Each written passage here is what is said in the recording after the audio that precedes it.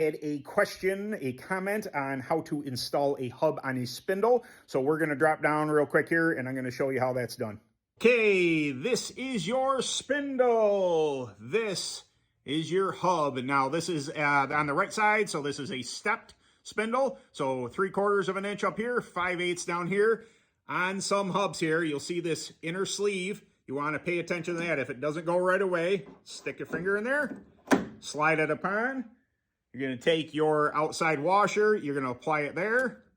You're going to take your castle nut, and you're going to run it down tight. Now, the sleeve on the inside of these hubs allows for the pressure to be tightened very well, spins nice and freely. It locks up the center of that without impeding the hub.